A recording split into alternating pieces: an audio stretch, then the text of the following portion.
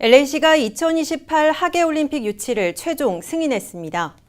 LA시 의회는 오늘 2028년 하계올림픽 개최안이 12대 0 만장일치로 통과됐다고 공식 발표했습니다. 이 같은 결정이 나오자마자 에릭 갈세티 LA시장은 기자회견을 갖고 당장 내년부터 본격적인 올림픽 개최 준비를 위한 만반의 준비에 돌입할 것이라고 밝혔습니다. 53억 달러라는 막대한 예산이 투입되는 초대형 스포츠 이벤트인 만큼 반대 여론은 여전합니다. 하지만 지지 의사를 밝힌 상당수 시의원들은 방송 중계권과 입장권 판매, 또 스폰서십 등을 통한 부가 수입을 따져보면 시 경제 활성화에 도움이 될 것이라고 강조했습니다. 여기에 국제올림픽위원회 IOC가 올림픽 준비를 위해 18억 달러를 지원하기로 한 것도 큰 도움이 될 것이라는 기대입니다. 한편 다음 달 13일 페루 리마 IOC 총회에선 2028년 LA 하계올림픽 개최가 최종 확정 발표됩니다. LA 카운티 지역에서 복통을 유발하는 기생충 감염 사례가 급증해 보건당국에 비상이 걸렸습니다. LA 카운티 보건국에 따르면 지난 6월부터 8월 1일까지 기생충 사이클로스포라 감염 사례가 14건에 달했습니다. 이는 지난해 7건보다 2배 늘어난 수치입니다.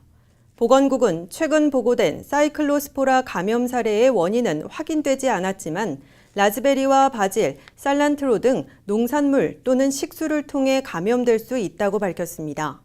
이어서 기생충 사이클로스포라에 감염될 경우 식욕부진과 복통, 구토 등의 증상이 동반되며 감염 증상이 수개월 동안 지속될 수 있는 만큼 주민들의 각별한 주의를 당부했습니다.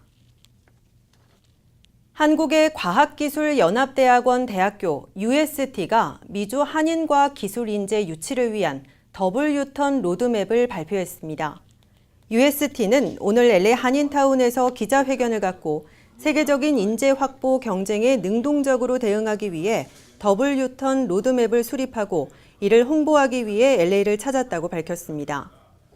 미래 세대는 어떻게 될지 잘 모르잖아요. 다문화가 가장 좋은 하나의 가이던스라고 저는 생각하거든요. 그 사람들이 한국에서 생활할 때도 굉장히 좋아질 거고 미국의 문화를 가지고 새로운 사업을 한다든가 새로운 공부를 한다든가 더욱이는 또 한국에서 새로운 문화를 접해가지고 미국으로 다시 돌아와서 생활하는 데도 크게 도움이 되지 않겠나 이렇게 생각하고 있습니다. 로드맵에 따르면 UST는 재외동포 자녀와 조기 유학생 등 잠재 역량이 뛰어난 인재를 발굴해 UST로 1차 유턴시켜 국가연구소 대학원의 차별화된 교육 시스템을 통해 글로벌 연구 역량을 가진 과학기술 인재로 양성하게 된다고 설명했습니다. 이후 32개 국가연구소의 글로벌 네트워크를 활용해 세계적인 연구소에 진출시키고 최종 단계로서 한국 내 산학연 연구기관의 핵심 인재로 2차 유턴시키는 전략이라고 강조했습니다.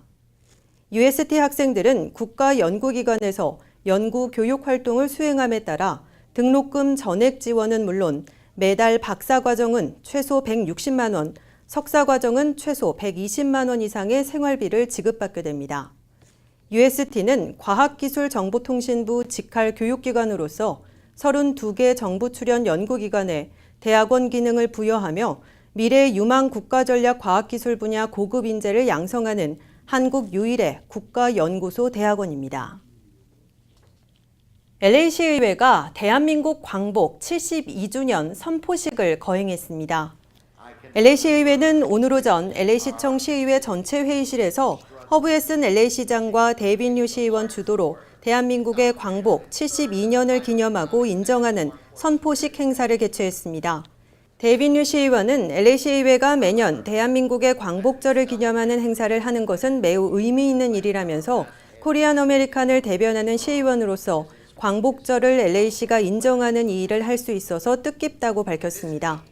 오늘 LA시의회의 대한민국 광복 72주년 선포식에는 허브에슨 시의장을 비롯해 LA시의원들이 동참했고 로라 전 LA 한인회장과 권영신 대한인 국민회 의사장, 이현주 미주 3.1 여성동지회 회장 등 20여 명의 LA 한인사회 관계자들이 참석했습니다. 사막 지역인 애리조나주 남부에 때 아닌 아열대성 폭우가 내렸습니다. 국립기상대는 이번 몬순 폭풍우는 위켄스버그 일대를 1시간 간격으로 엄습해 시간당 2인치 이상의 비를 퍼부었다고 밝혔습니다. 집중호우로 인해 위켄스버그를 통과하는 60번 고속도로는 양방향 110마일에 이르는 광범위한 지역에 차량 통행이 차단됐습니다. 이번 폭우로 투손시 시민들도 폭우와 강풍으로 불편을 겪었습니다. 위켄스버그는 피닉스 북서쪽 54마일 지점에 있습니다. 텍사스주 어스틴에 있는 한 주차장에서 승용차 한 대가 추락하는 사고가 발생했습니다. 어스틴 다운타운에 위치한 한 주차장 CCTV입니다. SUV 차량이 주차장을 빠져나가려는 순간 하늘에서 차 한 대가 추락하는데요. 조금만 늦었어도 차에 타고 있던 사람들이 변을 당할 뻔했습니다. 이 사고는 지난 7월 발생했는데 뒤늦게 공개된 겁니다. 차가 추락하면서 SUV 뒷부분과 충돌했지만 탑승자들은 다치지 않았습니다.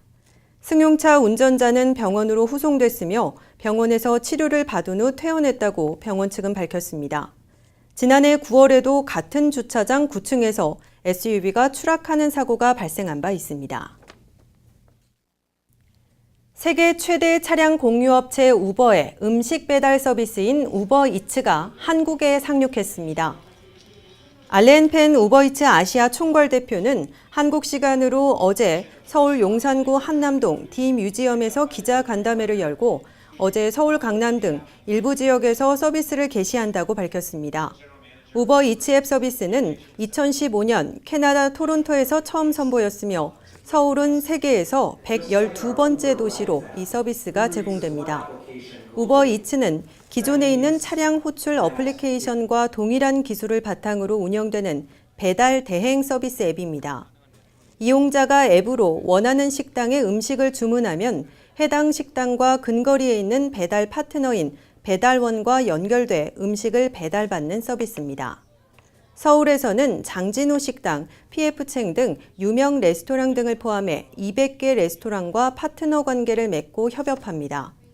기존에는 중국집, 피자 전문점 등에서 고용한 파트타이머나 배달 대행 업체에 소속된 직원 등으로 배달원이 한정돼 있었지만 우버이츠는 만 18살 이상 운전면허 소지자 등 정해진 조건을 충족하면 누구나 배달원으로 등록할 수 있습니다.